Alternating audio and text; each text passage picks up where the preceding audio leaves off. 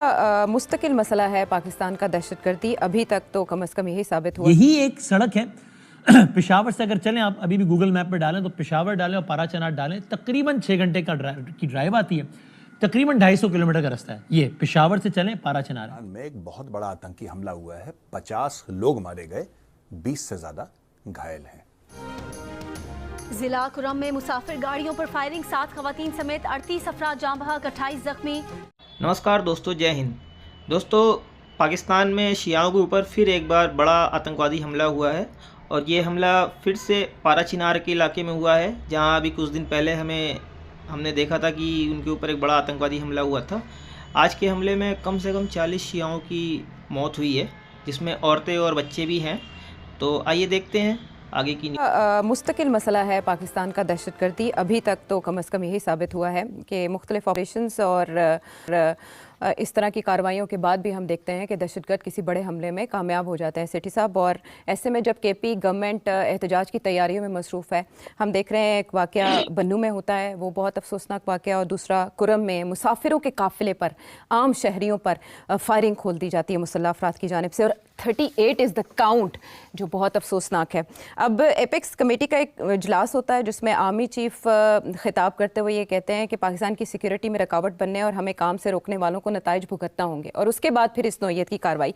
क्या वजूहात समझते हैं आप वाक़यात में इजाफे की? तो पाकिस्तान में एक बहुत बड़ा आतंकी हमला हुआ है। 50 लोग मारे गए, 20 से ज्यादा घायल हैं। एक जगह है पाराचीनार। पाराचीनार से पेशावर 200 गाड़ियों का काफिला जा रहा था, जिसमें शिया मुसलमान थे, बच्चे थे, औरतें थीं, बुजुर्ग थे, सब थे। दोनों तरफ सड़क के 50 लोगों को मार दिया। क्यों मारा? उन बच्चों का क्या गुनाह था?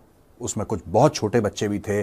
उन लोगों ने क्या किसी का बिगाड़ा था? अब ये मेरे पास इसका कोई आइडिया नहीं है कि क्यों। यही एक सड़क है पेशावर से अगर चलें, आप अभी भी गूगल मैप पे डालें तो पेशावर डालें और पाराचनार डालें, तकरीबन 6 घंटे की ड्राइव आती है।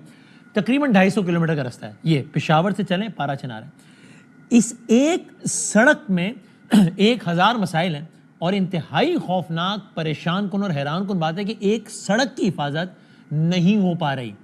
अगर इस एक सड़क के एक कोने से किसी को दूसरे कोने पर जाना हो, यानी किसी को पेशावर से चलना और पाराचनार जाना हो, या किसी को पाराचनार से चलना और पेशावर आना हो, तो उससे कहा था भाई रुको, इस दिन जाना है, इतने बजे जाना है, जब इतनी गाड़ियां जमा हो जाएं फिर जाना है, कॉन्वॉय की सूरत में जाना है, आगे सिक्योरिटी पीछे सिक्योरिटी, फिर जाना है, अकेले नहीं जाना है, वरना कुछ भी हो सकता है की जानिब से। और 38 इज़ द काउंट, जो बहुत अफसोसनाक है।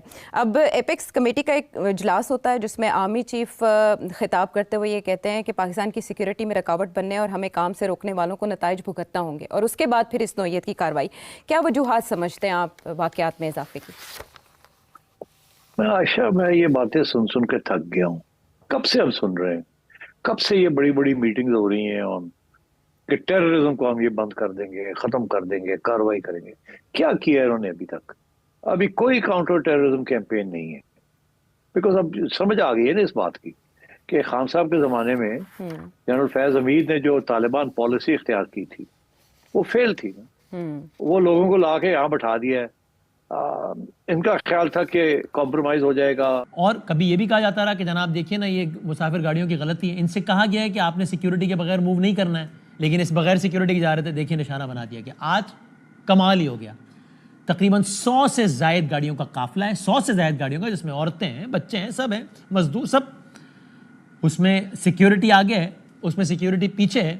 कॉन्वॉय की सूरत में रास्ते में ये जा रहा है पूरे का पूरा काफिला।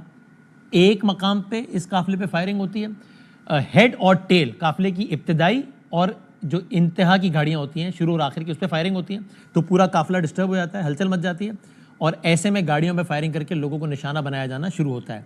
कुछ गाड़ियां जद में आ जाती हैं, कुछ ज़ाहिर हलचल मच जाती है, आगे निकल जाती हैं। एक आगे जाके दूसरे मकाम पर फिर लोग बैठे।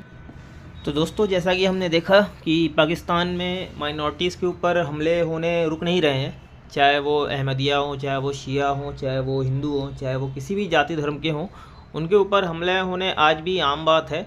और भले ही पाकिस्तान पूरे विश्व के सामने कितनी भी शेखी बगार ले कि हम अपनी माइनॉरिटी को सुरक्षा देने के लिए प्रतिबद्ध हैं, पर वो वास्तव में अपनी माइनॉरिटी को सुरक्षा देने में असफल हैं और पाकिस्तान एक फेल्ड स्टेट है।